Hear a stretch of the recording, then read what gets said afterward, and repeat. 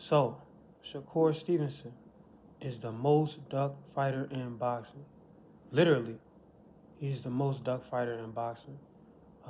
This man was denied an opportunity against Lomachenko. After sparring with Loma actually brought him in. After sparring with him once, he brought him in more because he realized, wow, this kid is good.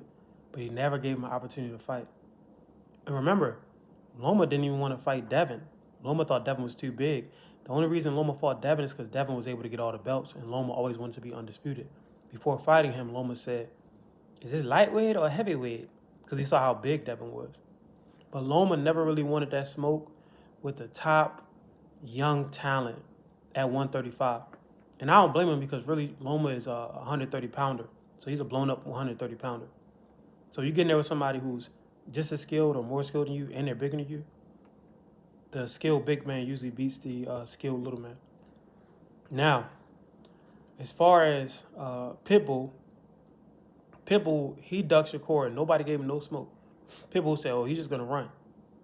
What does that mean? I don't know how to cut the ring off against somebody on that skill level. I can't cut the ring off against somebody with that level of footwork and IQ and distance management. I'm not good enough to beat him. Then we have Tank. Tank saying, what has Shakur done? What has Shakur done? I mean, silver medalist, multiple weight division champion, still undefeated. And Tank is a money man, and it's a fight that everybody in the public wants to see. See what I'm getting at? The only person that could make an argument that they never ducked Shakur is Devin. You could even argue that Shakur ducked Devin. Devin sent Shakur a contract while he was undisputed at 135.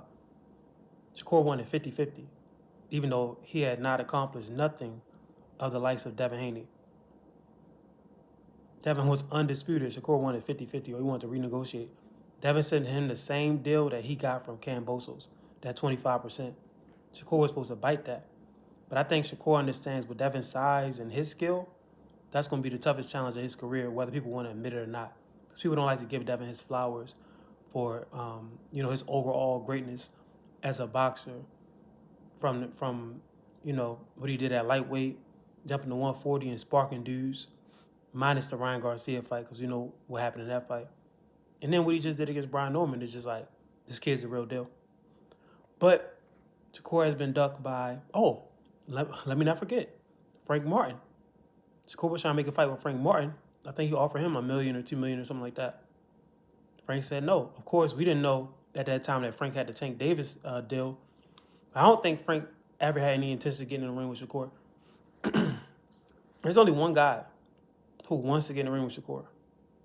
And I don't even think this guy is going to win. And the reason I don't think he's going to win is because I sparred with him, and he was nice, man. I'm talking about Lamont Roach.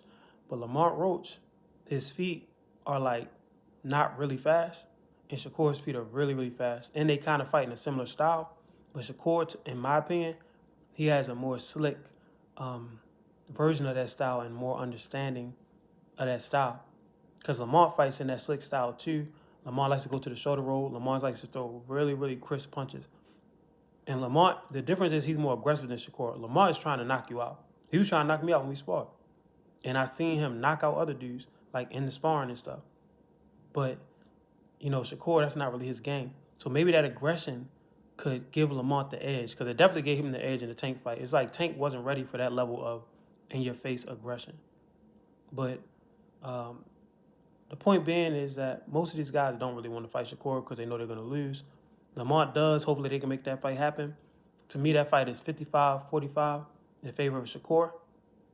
And really, if it was coming off of the Tank fight, I would say that it's 50-50. But after the Pitbull fight, it's like Lamont didn't look like he was on his A game. But maybe he could revamp it for the Shakur fight.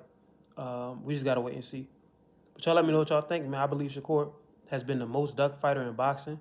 And it's a good thing that T.O. actually took the fight, because now we're going to get to see Shakur get more opportunities. Much like when Floyd finally got the Oscar De La Hoya fight when he was like 30 years old.